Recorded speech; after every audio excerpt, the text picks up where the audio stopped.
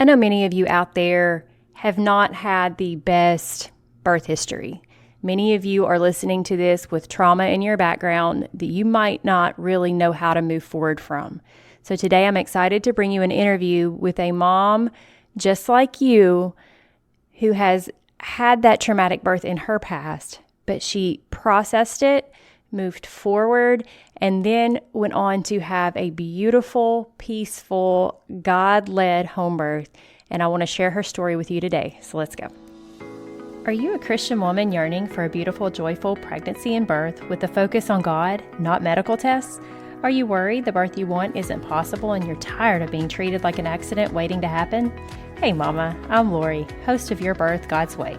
I'm a certified nurse-midwife now, but I wasn't always. After working for nearly 20 years in the broken maternity system, I too was in your shoes wondering how I could have the birth I wanted and that I felt God meant for me to have. I found a secret that has actually been known since the beginning of time. God's way is the best way. Spoiler alert, God made us and our babies, and He knows us best. He designed us perfectly for pregnancy, birth, and nourishing our babies after birth, if we work with His design and not against it. In this podcast, you'll learn how to be healthy and have joy during this time of life that will be over before you know it. So if you're ready to reclaim your birth and your babies for His glory, go turn on a few episodes of Bluey for that little one on your hip so you can put the focus back on you for a few minutes with me.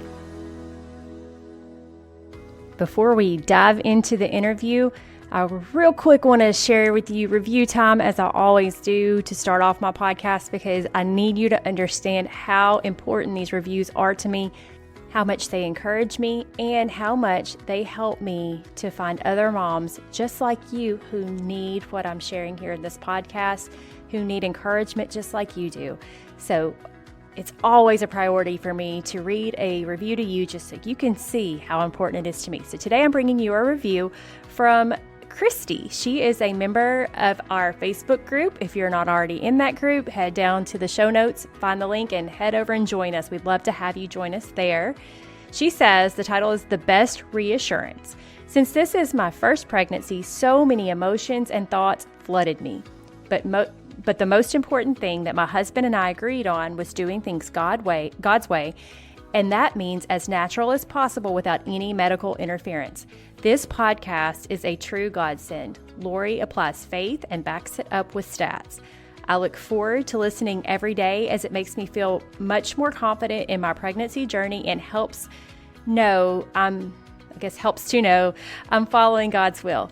I am so grateful for Lori's podcast and will also partake in her available courses. I only want to listen to faith-based practices and not what the system has to say. I highly recommend this podcast to anyone who also wants to honor God in your pregnancy journey. Christy, thank you so much for taking the time to share that review with me.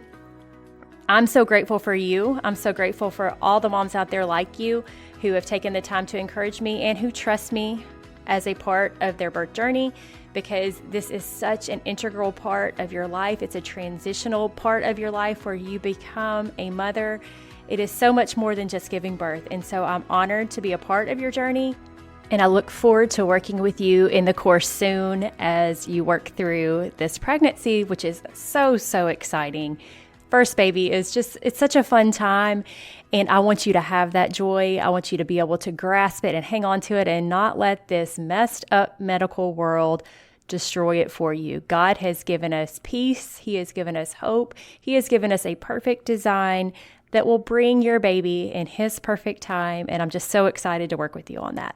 And I'm so excited to work with all moms who decide to join the course, because one of the best parts of the course is that you get to meet once a month with me live to answer all your questions. So it's just like a live in-person childbirth education course, only you're doing the content on your own time, but then anything that arises, any questions you have, anything you're not sure about, you get to bring it to our live question and answer session where you get to talk to a real life midwife who has no agenda, has no insurance company to keep happy, no practice to keep happy, no hospital to keep happy, a real Christian midwife who is going to give you the honest, straight up, true answers that you need so that you can make the best choices for your pregnancy.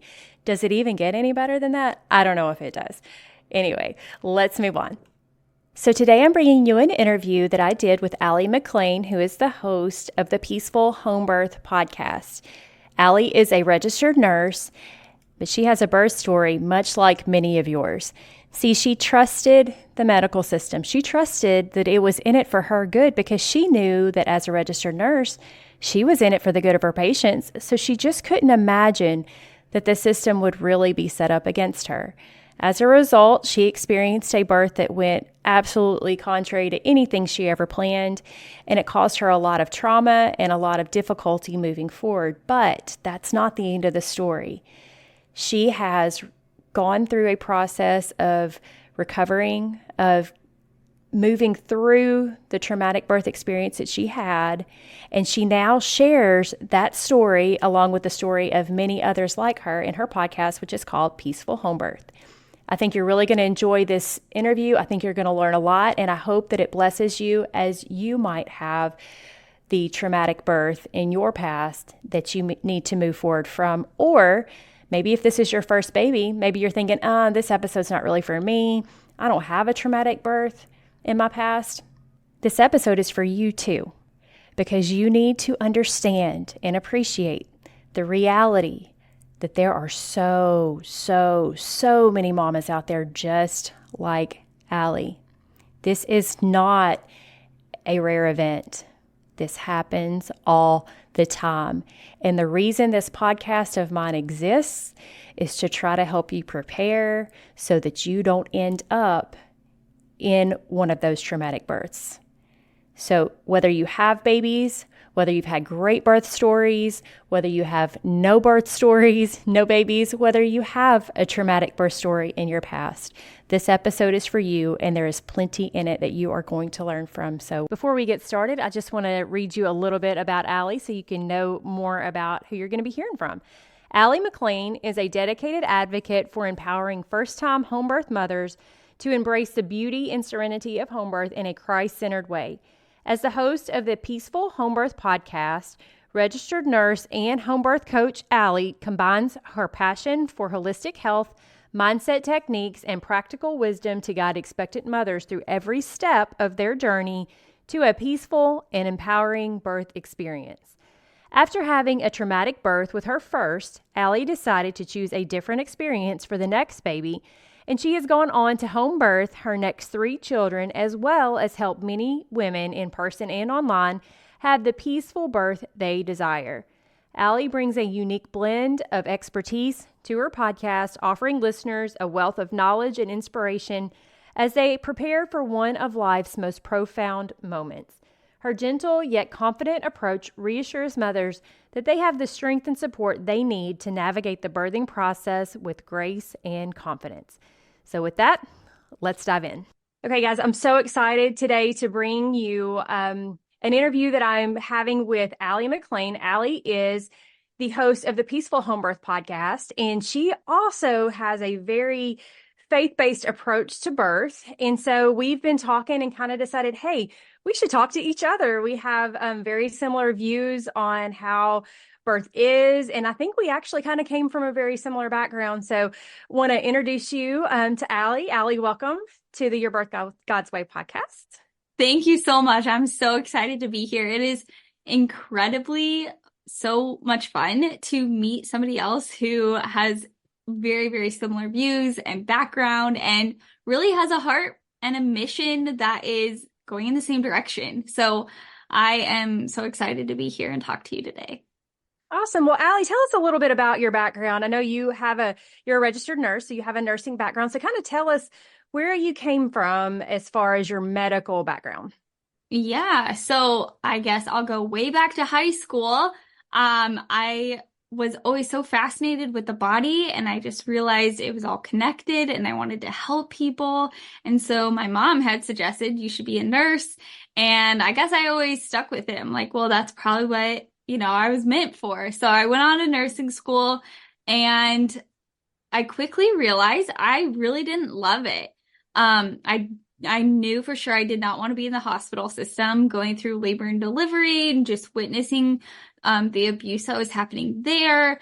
I just did not like it. And so I decided that I was going to work in private practice, and I ended up going to working as a family practice nurse. And I really did love it until I got pregnant and the Lord started opening my eyes to many different health philosophies that the medical system did not follow. And yeah, so I guess that's my background as a nurse.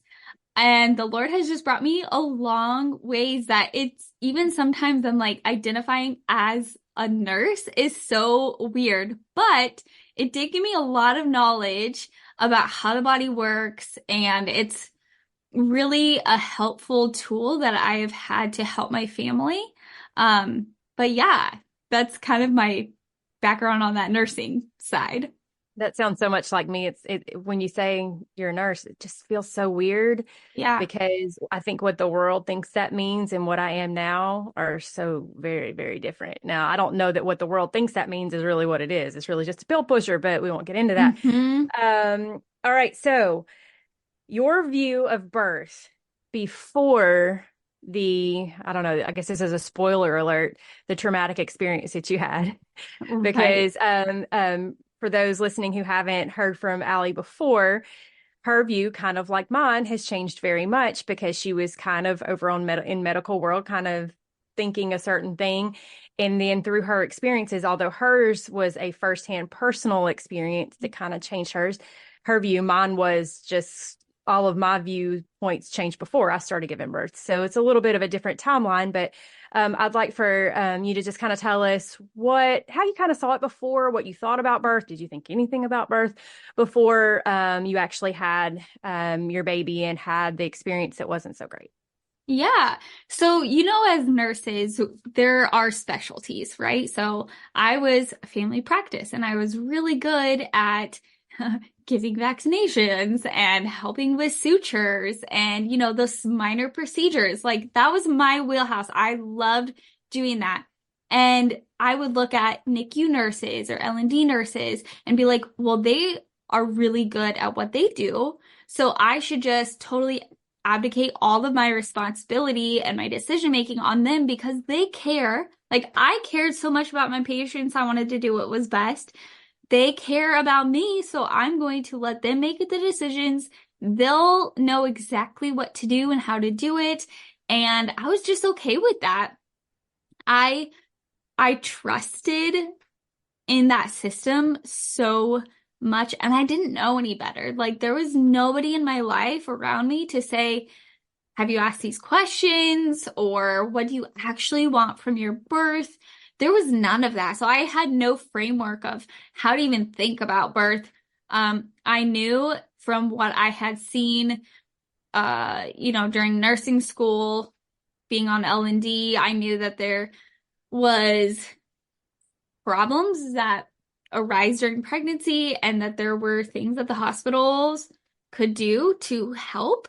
I knew the practical, like how things worked. If I chose to get an epidural, I'd have to get a catheter. And like those things, it was okay. Like I knew that that was going to be some decision that the nurse will make depending on how my labor was going. So yeah, fast forward through my traumatic delivery, I had totally lost all trust in the system and I was extremely hurt by that. The Lord brought me through a lot of forgiveness for my doctor and for the nurses and for my husband and for myself. There was a lot that I had to work through, and we'll talk more about that later, but that it did open my eyes to I had a birth plan. I was too scared to give it to the nurse because the nurse had that I had followed back in nursing school had taken one from a client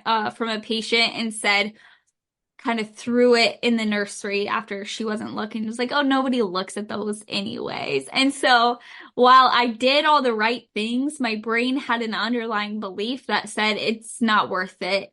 Like it doesn't matter what you want. Birth is unpredictable and you're just going to follow whatever you need to follow. And it's just going to happen the way it's going to happen. And to surrender to the process, And so yeah, that experience really opened my eyes to how birth worked in the system. And after that, I knew I never wanted to birth like that ever again. And so I was going to make some radical decisions and some radical changes in my life in order to have a different outcome the next time. Yeah, so even as a doula, I went on to be a doula, and my beliefs have changed even from being a doula in the hospital system to where I am now. I definitely wanted to help women avoid that by being in the system and advocating for them, standing up for them. Like, I'll be your voice and your rock, and I'll just tell you all the right things to do. And I realized after I had my first home birth that wasn't helping anybody. And so I stepped away completely from supporting in the hospital system, and I went completely to home birth. And man, the Lord just is so good and gentle, and he never forces things on you. And he just was so patient with me. And it's been such a beautiful journey to see how many women are fully stepping into the authority that the Lord has given them in this area and birthing in peace. And it's amazing. So I know there was a lot there, but No, that's fine. Yeah, I think that's a common thing though. And that was kind of what led me to start this podcast and start what I'm doing, is because I just felt like there was always this massive divide, and like Christian women were, they kind of knew someone, right? But they didn't know. We've been taught also to submit to authority and to trust authority. And so you just think that's just the way you do it. And it took me thinking, wait a minute, what? This stuff hasn't been around forever. This isn't the only way for me to kind of be like, and it was actually my doula training when I was transitioning from being a nurse out of the system again, because I was so disenchanted, and I became a doula. And in the doula training was when my eyes were the wool was completely taken off of my eyes, because I was like, whoa, what have I done? I felt like I had been an accomplice to a crime. Mm-hmm. And that changed everything. So tell us a little bit about your traumatic birth, like what happened in your birth, to where on that back end you're going, never again. Yeah. Well, first of all, now that I look back, I can see exactly what I had done to lead to the outcome that I had. And it started with, I didn't really know or make a solid decision about what I wanted my birth to be like. I just submitted myself to a system, hoping for the best. I did have a heart's desire to have as natural birth as possible. So I wasn't saying an epidural was never possible, but I wanted to see how long I could go. And it's the typical first time mom, like, I would love to have a natural birth, but we'll just go with the flow. And so my water broke actually on Good Friday at church after service was done. And so when you call your provider and you have broken water, they want you to come in right away.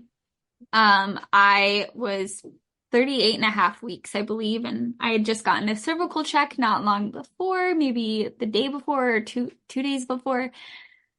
And I ended up going straight to the hospital.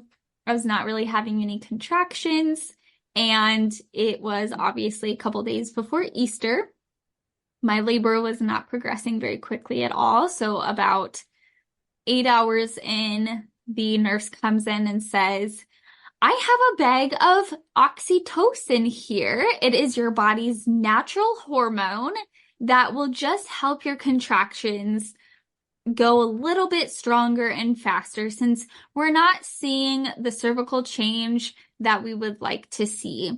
And I was like, well, natural hormone? Of course. Why not? I would love this labor to go faster, because right now it's not doing anything and I'm tired. It was probably 1 o'clock in the morning by that time, somewhere. So I was exhausted. Right. And as soon as she put that in, it was like they ramped up to a 10, and my body did not like it at all. And I was having very strong contractions back to back. She kept coming in and increasing the dosage, and she made it to the max dose, which was 20. And as soon as she did, my baby's heart decelled into the 20s.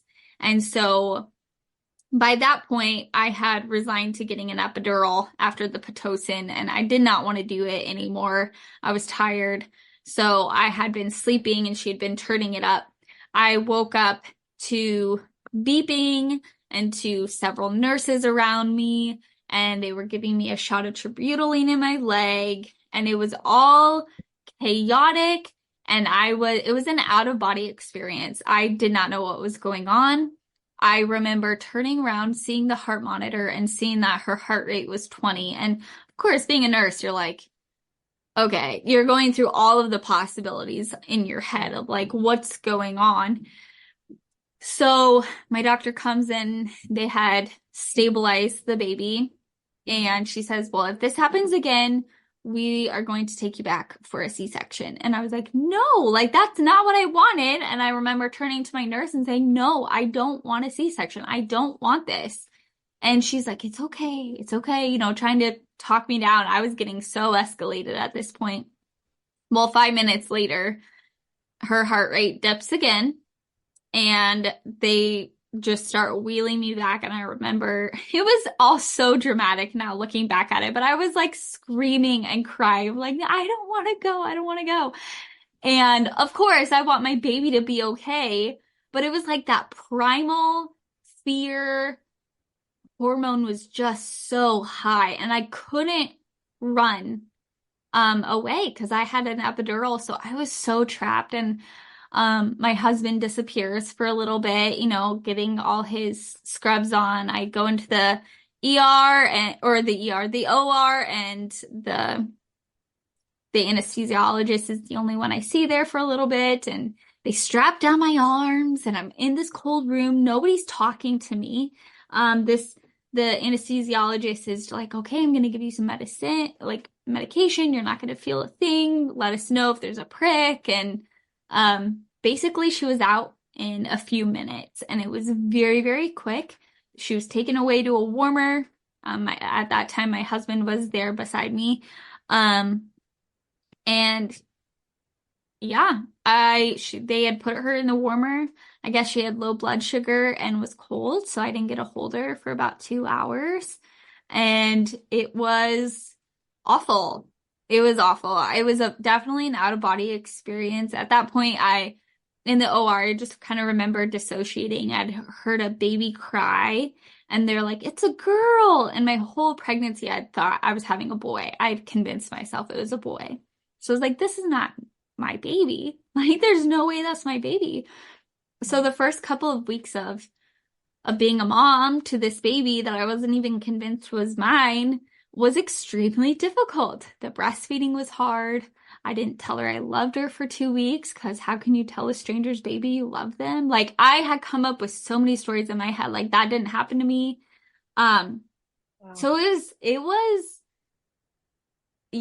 it was definitely traumatic, to say the least. And it's not like that for everybody. I understand that it does not happen to everybody, but I experienced a big reaction, and but it changed my life, and in the best way. And I'm very thankful that the Lord uses all things for the good of those who love him and are called according to his purpose. And I just believe that he has a heart for women, and he loves birth, and he was able to use my story to help other women birth at home. And so, so there are redeeming aspects of that.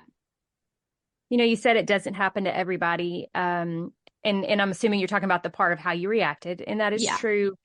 But the story leading up happens to so many, and I have seen it all. Of course, there's no way to go back and know how many births I've been a part of, because I was a nurse. You didn't keep up then. You only keep up once you're, actually catching babies. And so, I mean, probably hundreds, maybe thousands.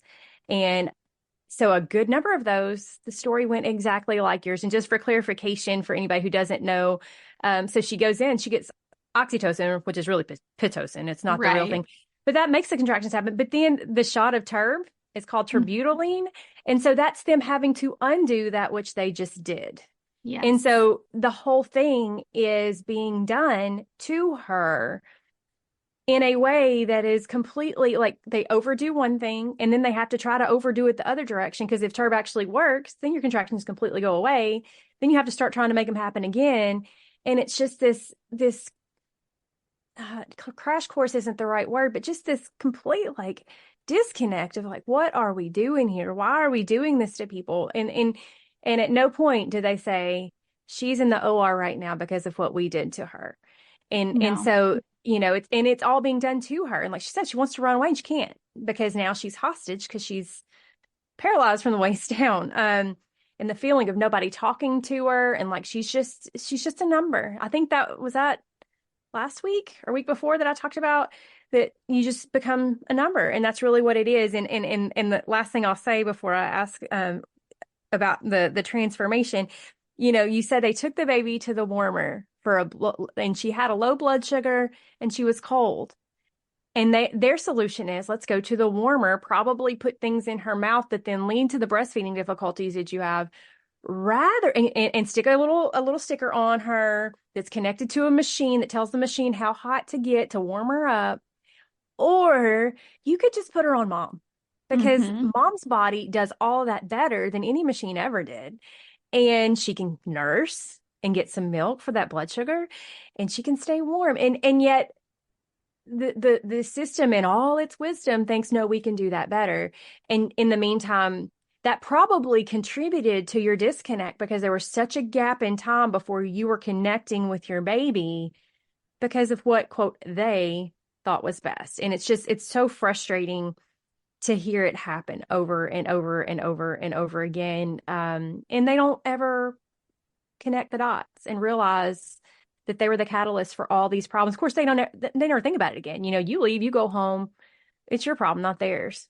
Live baby Yeah. in a And bassinet, right? That's all that I don't matters. think I didn't think about it until a couple of weeks later when I asked my provider, why did that happen?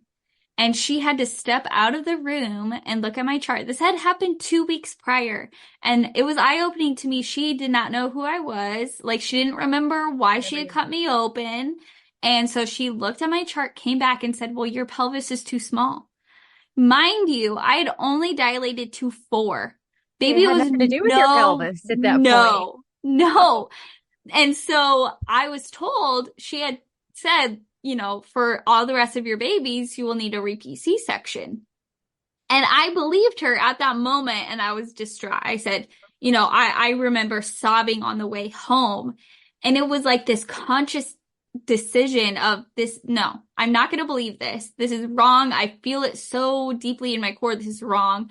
And I remember looking into or listening to other women's stories, and it was like the same thing, like you were saying. So many women go through this exact same Yeah. thing. And so, once I learned about the cascade of interventions, it was like a light bulb went off. And I was like, oh, that's why. I'm not crazy. And this is wrong. It's funny. It's funny that we've already talked about, just for everybody listening, I'll be on Ally's podcast as well. So you're welcome to go listen to that one. And one of the things that we're going to talk about in that conversation is some of the things that are wrong with the hospital. And it's funny because in my notes right here, it's about how it doesn't matter what happens. It's your fault. Mm-hmm. It was all on you. Your pelvis is too small. The baby wasn't even in your pelvis yet. It had Mm-mm. nothing to do with your pelvis, but we've got to find some reason that you are a failure. You're not good enough. There's something wrong with your body. Had nothing to do with this system that completely broke you. Has nothing to do with that. It's all on you. And that is so infuriating because so many moms are walking around, all the postpartum depression we deal with, all the anxiety leading into parenthood. It's all based on this thing of like, you really don't know what you're doing. You really are the problem. And so much of it comes from the birth experience. And it's the most natural, normal thing that has been taken from women and twisted in a way that now makes them feel less, instead of feeling empowered that, whoa, I just gave birth. That's completely taken away. And I mean, it's no wonder that we have so many issues in postpartum and in the years following, where it strikes me always in our Facebook group how many people are asking questions about their newborn, and it's just laden with anxiety and laden, like they don't know how to trust themselves, because they've been taught not to trust themselves. They've been taught that they're the problem. There's something wrong with them. And I hate it. I hate it. Yeah. And so I'm so glad that I hate that you went through that, but I'm glad that you have come through on the other side to share with women in a very similar way to where I do, to like, mamas, you are made for this. You know what you're doing. Quit listening to these people who don't know you and don't even remember you 2 weeks later, when they altered your entire path of your life in a 20-minute window, and they don't even remember you. My name is Crystal Maddox, and I had the privilege of participating in Your Birth, God's Way live online childbirth education course. I only learned about Lori on her podcast about 2 weeks prior to the launch of this course. I'd listened to several episodes and knew I wanted to learn more, so signing up for this course was a no-brainer for me. If you're like me, I didn't know anything about birthing options and what I wanted my quote-unquote birth plan to look like. I didn't even know that was a thing. As a Christian, however, I did know I wanted to glorify God in how I approached my pregnancy and the forming of the precious soul in my womb. Lori has a ton of knowledge that you'll want to play the videos over and over again to get it all in as she goes through all 4 trimesters, which includes postpartum and decisions needed to be made for your little one when they arrive. It's a no judgment class with Lori's opinions, but she wants you to follow your heart, trust Christ, and make the best decisions for you and your baby. This Christ-centered class serves as an amazing resource to help you make those decisions. Personally, I was initially going to have a hospital birth, just following what most folks do in our culture without considering what would be best for me. After learning more about birthing options, I realized I wanted something different for me based on my personality. Lori gave me the confidence to follow my heart, and though I was already 35 weeks, I made the decision to leave my OB and find a birth center. I had a beautiful water birth, and I was able to experience it with a positive attitude based on the information that I learned during this course. Thus, I would highly recommend this course, and I have no doubt it'll bless you as it did me. No. Stop trusting them. Trust God and trust yourself. Okay, I'm getting off my soapbox. I'm going to let you talk now. Yeah, no, I think I get so mad about it. So do I. It's like that righteous anger of like, yes, there is an injustice in this world and it needs to end. And I think you nailed it on the head when you said that they believe that technology can do what a mom was made to do best when it comes to, a baby regulating after it's born. Like, there's no better place for a baby to be than on a mom. But isn't that true? God made it. Exactly. As God designed it.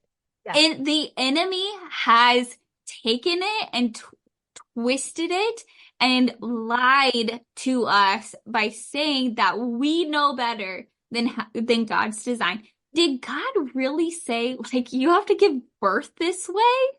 Well, we can do it better. Like, there's a better way. It is such a lie of the enemy. And once women start waking up to the fact that this is God's original design and going back to that, there's going to be so much freedom, so much joy, so much peace, so much health. I think we're trusting the medical system to help us birth. And then women are trusting their pediatricians instead of listening to their own intuition and asking the Lord first. And I mean, that's a whole other topic and podcast episode, but I think you had said it is like, it starts with birth. If we are not asking the Lord for direction first, and then really tuning into the God-given intuition that He gave us, we are going to be missing out and probably walking on different paths that He doesn't want us going down. And there's consequences to every decision we make. And I witnessed that, like, with my first birth. Every decision that I made had a consequence, whether good or bad. And so, I mean, I'm so passionate about just being so honest with women. Like, your decisions do matter. And they're most of the time in birth, I'm sure you know as well, is like, we can see if you make this decision, this is a very likely outcome. And if you don't get that outcome, you're lucky, right? When it comes to the cascade of interventions anyways. And it makes me sad when people want to think that they're going to be the exception. Mm-hmm. Like that's not going to happen to me. Like I know my way around it, and not realizing that it's already set before you ever walked in the door. The protocol is already there. And if you do try to do it different, you're going to meet so much resistance that you're impacting your birth anyway. Yeah. Because of what it's doing to your mind to be at odds with the people that you're trusting. It's just, and I think the more that mamas listen to shows like what we do, the more they're getting it like, okay, no, there really is a thing here. Like there really is something that I need to be prepared for.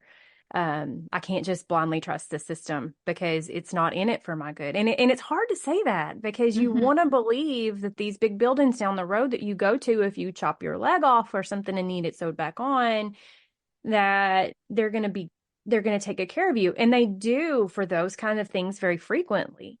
But see, birth isn't a problem. And therein lies the problem, that birth isn't a problem. Birth doesn't need anything done for it. And they think that it does. So why don't you take us now through after your birth experience and the time following that, how did you process that trauma? You know, how did you get through the feelings that you were having about your baby to where you could kind of see through to the other side, to keep breathing, keep putting one foot in front of the other, get through it, and then also put it behind you, like them telling you that all you're going to have is C-sections and that's all you'll ever know, and to see a better way to where you end up having your dream birth. Yeah, well, that again, I mean, is a process, and I wish I could say that it happened in a matter of weeks or months, but the reality is the birth really did affect me through my first year. So I had extreme postpartum depression, and I just was not in the right headspace at all to even start processing the birth. There would be things that were said like, oh, well, thank God that the doctors were there to save your baby. And I just remember feeling twinges of that doesn't feel right. That doesn't seem right. And that just kept repeating in my head over and over again. Something is off.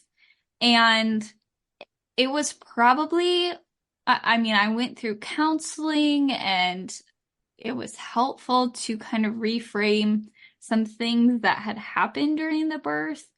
And just talk about it, I guess, process it that way. But it wasn't until I started coming out of the fog about a year in, that we had thought, maybe we could start trying for another baby. And I was terrified. Obviously, if you have to go through that again, I didn't know if I wanted to get pregnant again. And so my desire to have a baby was deeper than my fear of another birth. And so I knew that I had to work through it.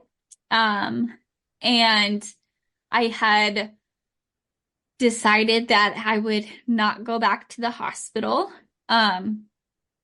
I couldn't go back to the same place that had traumatized me the first time. I just knew that that reaction was very big.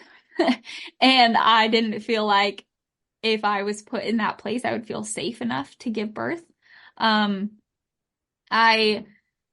had a friend who had a home birth, and it's kind of crazy. In my state, actually, home birth itself is not illegal, but having a certified nurse-midwife is actually a felony for her to attend. Nebraska. Okay. So not a lot of people home birth here because the belief is that home birth is illegal, but looking into the law, home birth itself is not. So I was like, okay, let's go for it. And I got in contact with a woman who would attend. Talking to her was so incredibly helpful because I had already kind of made that decision of, okay, this is what I'm going to do. But I needed that processing of like, this is what happened to you, and this doesn't mean it's going to happen again. Like, your pelvis is not too small. Hearing truth from somebody else was so important. Like, speaking life into me was so helpful. And actually at that time, around when we had started deciding like, okay, we'll have another baby. It's going to be a home birth. I started looking into online business. And this is so funny how the Lord works. But I had found this podcast, this business podcast talking about neuropsychology and how the brain and your belief system and how your brain was wired can affect outcomes. And I just started kind of putting things together, and some tools that she would talk about on her podcast on how to figure out what your beliefs are and then rewire your brain for success. I was like, well, maybe if it works for business, it might work for birth. So I tried it. And for the next few months, I was very intentional about a daily habit of taking my thoughts captive, which the Bible talks about, believe it or not. The Bible knows that how our brains are made and how we can believe what is good, right, true, and pure and noble and all of those things, right? So my journey to healing really started with learning about how the brain works, learning how to take thoughts captive, not let fear make decisions for you, telling your brain what you want, giving it an end goal, using your imagination, your God-given imagination to say, hey, this is what I want. So your brain, the way that our brain works, it's called a reticular activation system. So that part of your brain starts looking for all of the options out there that will match the outcome that you want. And that's why dreaming is so important. So I started dreaming about what I wanted. And man, the Lord is so good. He gives us dreams. He gives us visions. He gives us what to think about. And he literally gave me a dream of how my birth would turn out. He gave me what my baby's gender was and her name in a dream, like in an actual dream after I'd been doing all this birth. And it was the most special, sweet, intimate time with the Lord. And it was incredibly healing as soon as she came out, to look at the Lord's goodness of like, wow, you do care.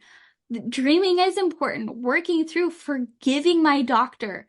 That was a big thing. Making sure that I was stewarding my thoughts well, making decisions that matched with the outcome I wanted.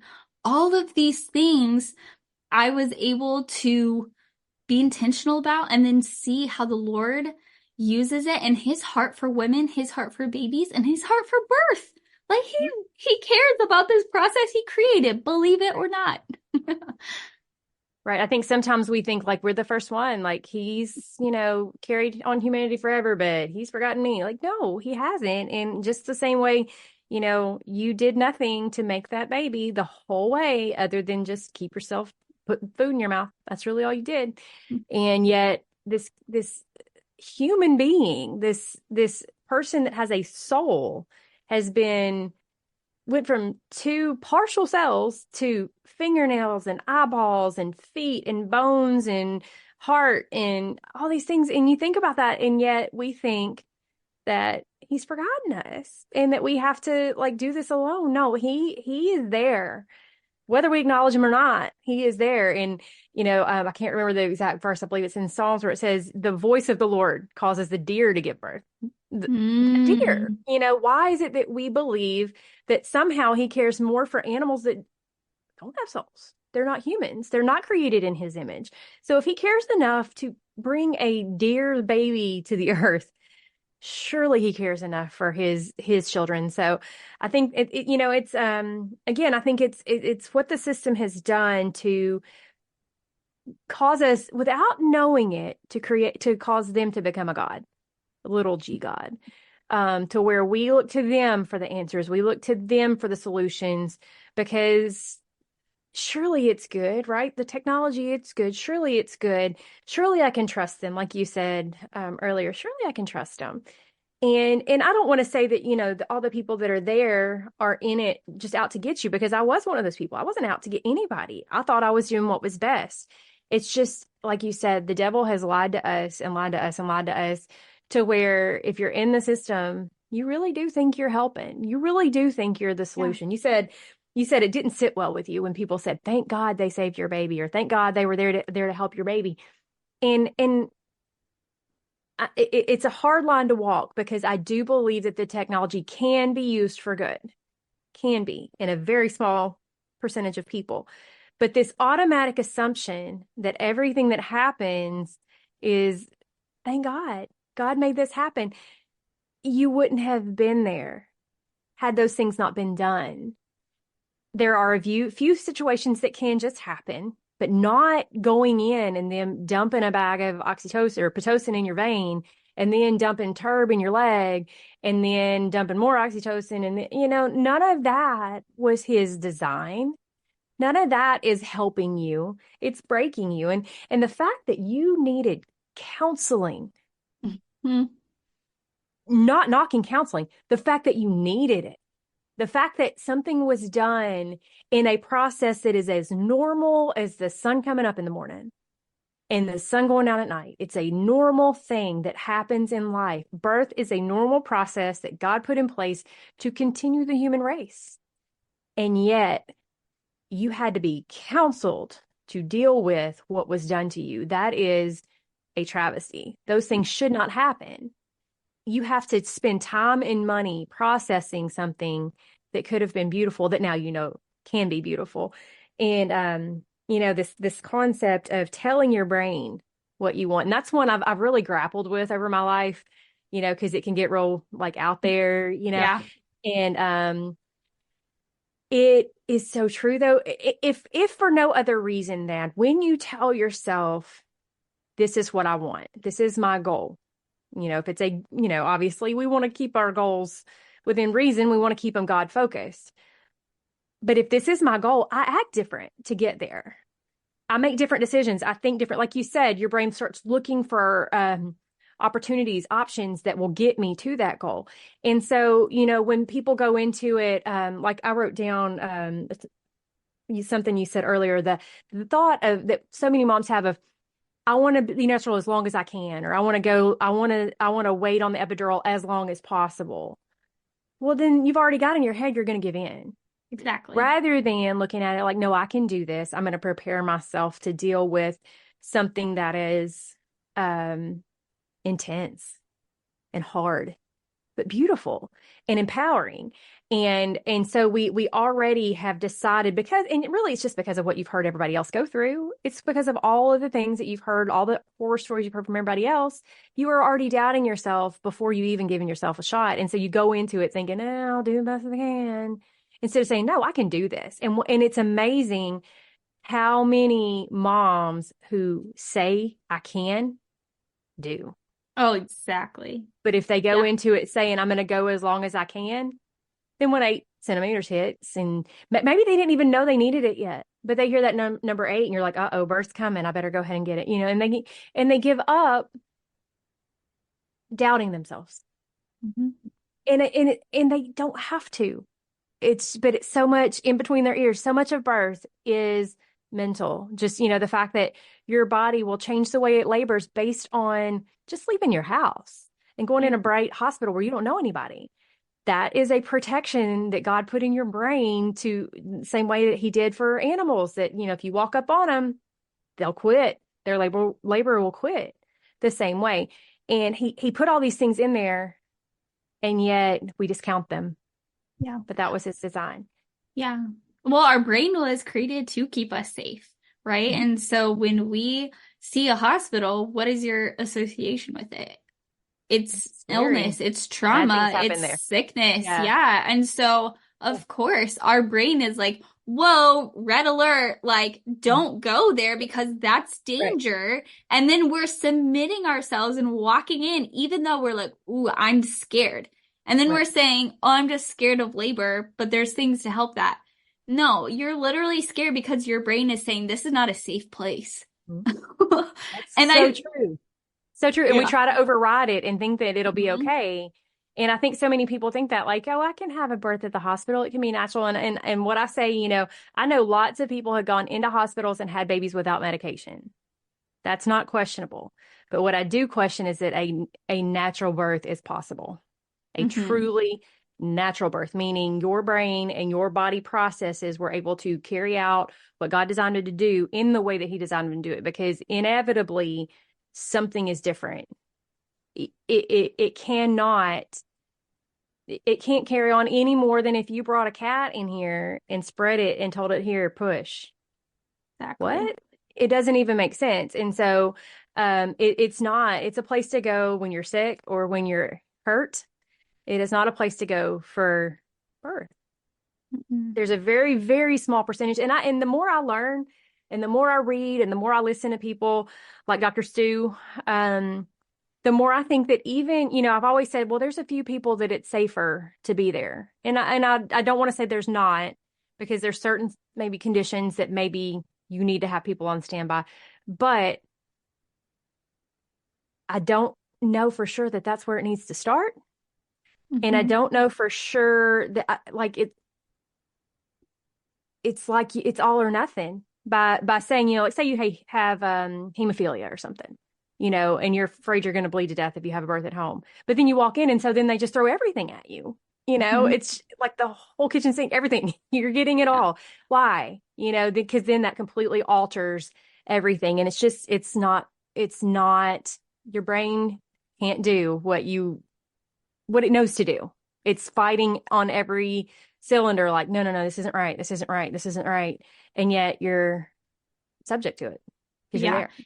And our mind does impact our physical bodies. So when you subconsciously are believing you're unsafe, your hormones are going to change. Your cortisol is going to spike, your adrenaline is going to spike, and that is going to cause problems with your immune system, your heart, like all of these things that when technology monitors it, they're like, oh, you're having tachycardia or like a super high heart rate. You probably have something wrong. And it's like, no, or high blood pressure. Oh my gosh. How many times are women getting their blood pressure monitored and they get diagnosed with preeclampsia when really they're just stressed out? Right. Or the baby's heart rate drops to 20. Mm-hmm. And we think, oh, baby's just not tolerating labor. Really? Because he was a minute ago, or she was a minute ago. Mm-hmm. And before you put that IV in my arm. Exactly. It's just, there's so much to it. And we could talk all day. We could go on and on about it. But any kind of concluding thoughts, messages going forward that you'd like to share before we wrap it up? Yeah, well, I would just like to encourage women, like the Lord is so intelligent in his design. And when we seek him first, all these things will be added to you, right? He is going to light your path and show you exactly what you need to do. But just trust him and ask him first before asking anybody else for advice. I mean, even Lori or I, like literally ask the Lord, what should I do? Where should I go? Who should I talk to? Dream about your birth. I think a lot of women are afraid to dream because they don't want to be disappointed. And I understand that fear, but that is a fear that you can push past and you will benefit from pushing past. Dream about your birth, invite the Lord in and get good counsel. And I think one of the coolest things that I've experienced from this platform that I have, and I'm sure you've had the same, is when people have prayed and then they pick up their phone and somebody's recommended a podcast. And all of a sudden they're getting all this information from people like us who are connecting the dots, not trying to pretend like these two worlds are separate.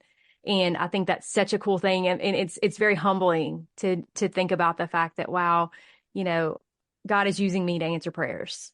Mm-hmm. God is using me to inform moms so that they can have a better experience. Yeah. Go ahead. I love hearing. I mean, I talk about dreaming all the time and the importance of dreaming about your birth. And it is so cool how many women I've been able to have on my podcast share their story who have intentionally dreamed about their birth and invited the Lord into it, and how almost every single time it happens the way that they are. I mean, they're surrendering that to the Lord.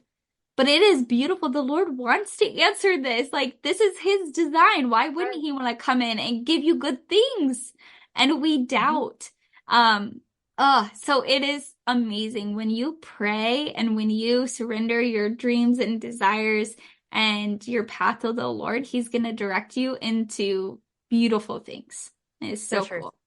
So true. And just giving up that control and letting him do. He doesn't need our help any more than he did all along. We just got to let him do, because he does give us free will to mess up whatever we want to. Yeah. We I have know, the look at my ability, birth. right?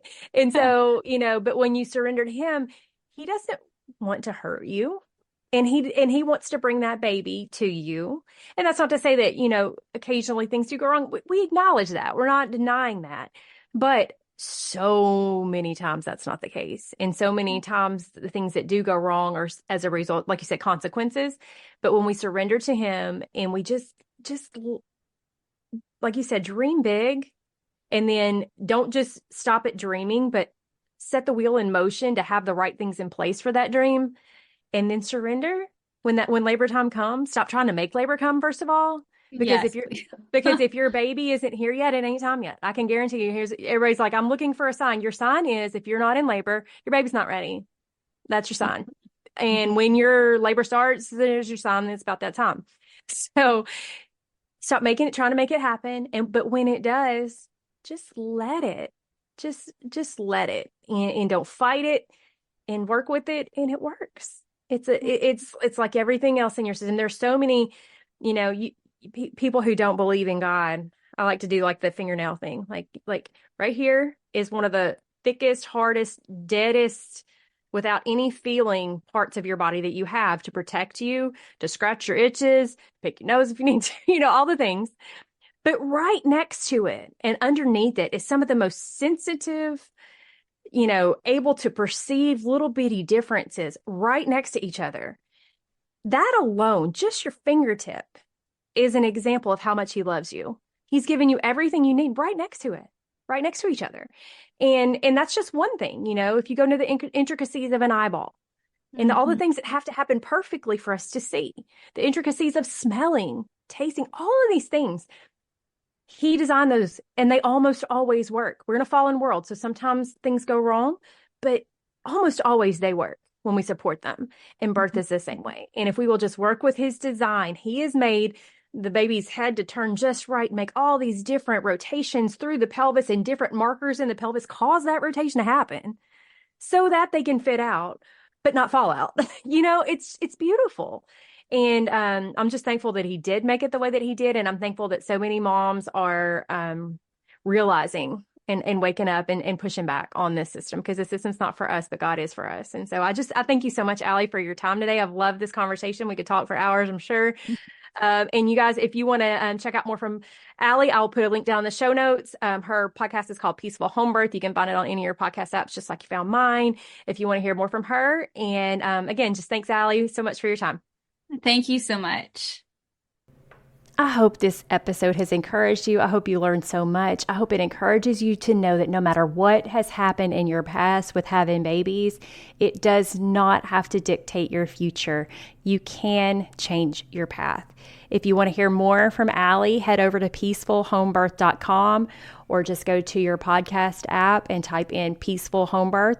She also has a free home birth essentials checklist available for you, but the link's a little difficult, so I'm just going to put the link down in the show notes, and you can go down there and click it and check it out at your leisure. And mamas, if you haven't already, I'm sure most of you have, be sure you are subscribed to me on your favorite podcast app, because there's going to be some really exciting stuff coming up soon, including I may be going to more than one episode a week. So while I know to look for me on Tuesdays, you might have another day to start looking for me soon. So just keep your notifications on so that when I drop in an extra episode, you don't miss it. All right? I'll see you right back here next week, or maybe sooner. Real quick, if today's episode blessed you in any way, would you head over to Apple Podcasts and leave me a quick 5-star written review? It'll take you less than a minute, but it's the best thank you can give me. And it will help my show to reach more mamas just like you, so we can all find God's best for our families. I'll see you right back here in a few days.